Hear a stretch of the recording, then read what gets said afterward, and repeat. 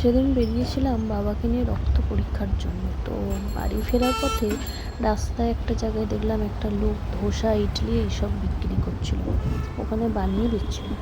তো বাবা বললো যে ধোসা খাবি? তো আমি বললাম চলো খাই, অনেক দিন তো খাইনি।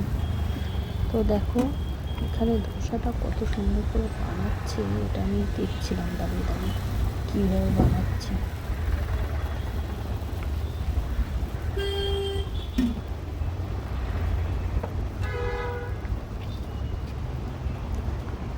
খুব একটা খারাপ হয়নি, মোটামুটি ভালোই টেস্ট ছিল, খেয়ে দেখলাম।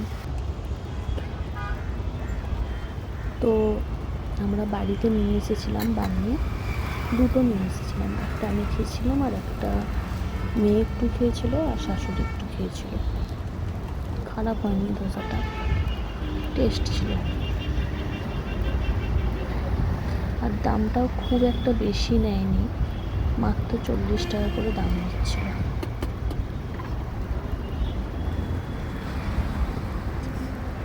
এবার ধোসাটা খুব একটা বড় হয়নি,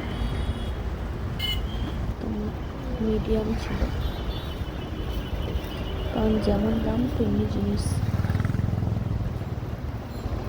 ভিডিওটা তোমাদের কেমন লাগবে তোমরা কমেন্টস করে জানাও, লাইক আর শেয়ার তো অবশ্যই করবে তোমরা।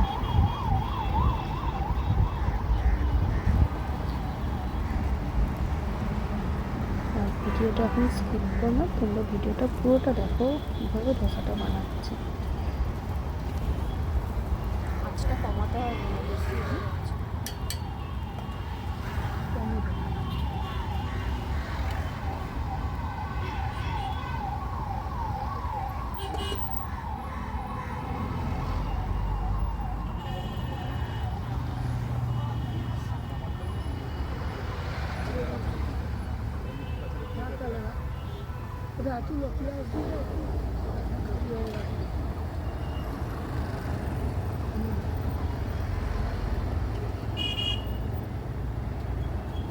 क्या देना थी इडली देना है डोसा एक ही है